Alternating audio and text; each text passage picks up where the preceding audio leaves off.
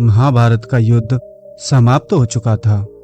इस युद्ध में बड़े बड़े योद्धा वीर गति को प्राप्त हो गए। कौरवों का विनाश तो हुआ ही, साथ में पांडवों का भी सब कुछ तबाह हो गया। पांडवों के सभी पुत्र इस युद्ध में मारे गए। महारानी द्रौपदी का जीवन शून्य हो चुका था, मानो खुशी उनसे बहुत दूर चली गई हो। उनके मन को विचारों ने घेरा हुआ था। द्रौपदी भगवान कृष्ण से कहती है, आपने कहा था गोविंद, ये युद्ध अनेक बलिदान लेगा, मेरे सारे पुत्रों का बलिदान देना होगा। ऐसा तो मैंने नहीं सोचा। भगवान कृष्ण बोले, हमें दुख है सखी कि तुमने ये युद्ध किया। द्रौपदी बोली, मैं क्या उत्तर दूं गोविंद। देह की पीड़ा कल्पना में अधिक और भोगने में कम, किंतु हृदय की पीड़ा कल्पना में कम प्रतीत होती है, लेकिन जब वास्तव में सामने आती है तो सहन करने की सीमा से बाहर चली जाती है।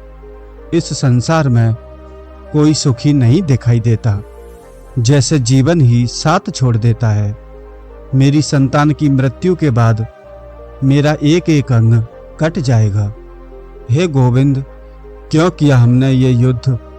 क्या लाभ प्राप्त हुआ?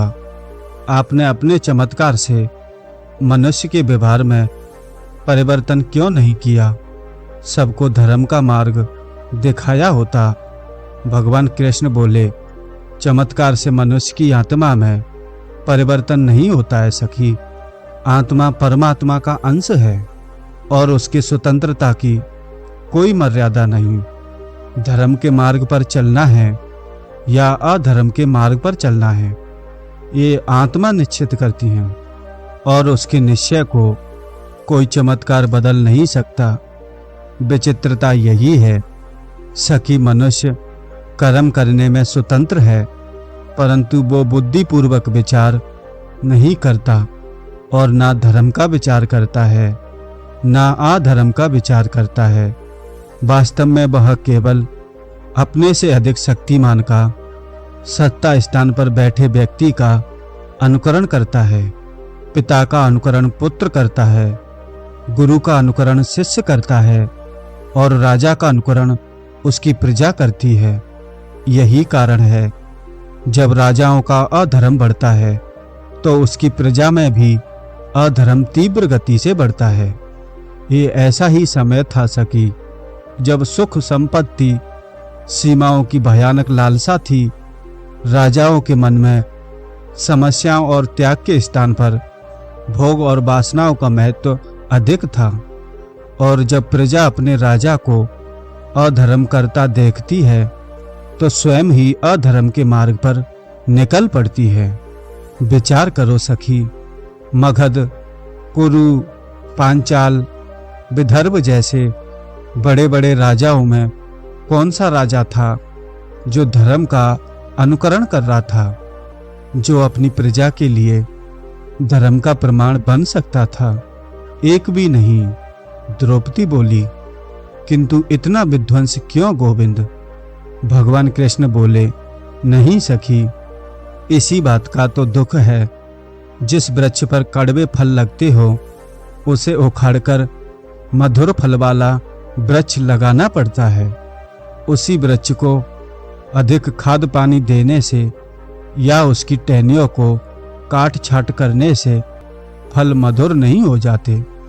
आर्यवर्त का जो संबंध भूतकाल से था उसे पूर्णतः काटकर नए भविष्य का निर्माण करना आवश्यक था। भविष्य को शुद्ध करने हेतु इस अशुद्ध वर्तमान को तोड़ना अनिवार्य था। आज रक्त से नहाकर ये संसार शुद्ध हो चुका है।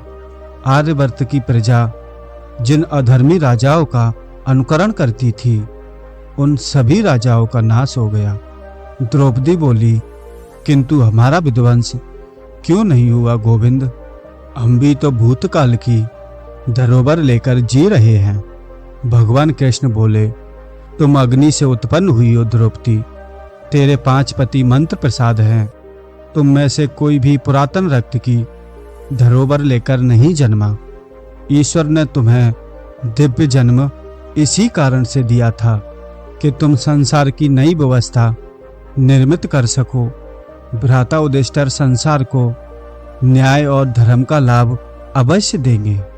भगवान आगे कहते हैं, सखी ये बलिदान तुम्हारा या तुम्हारे परिवार का नहीं था, ये बलिदान तो समग्र आर्यवर्त का था।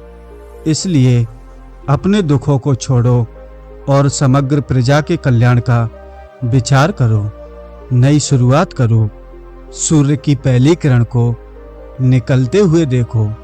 दोस्तों, ये छोटा सा प्रसंग हमें सिखाता है कि इंसान जो पाप करता है या अधर्म करता है, उसके कर्मों के परिणाम को तो ईश्वर भी नहीं बदल सकता है, वो तो उसे मिलकर ही रहेगा। और जो ईश्वर के बनाए मार्ग पर चलता है, उसे ईश्वर कैसी भी परिस्थिति से निकाल लेता है। दोस्तों, आशा करता हूँ आप भी ईश्वर के बनाए हुए मार्ग पर चलोगे तो बहुत आगे तक बढ़ोगे। वीडियो को पूरा देखने के लिए आपका बहुत बहुत धन्यवाद।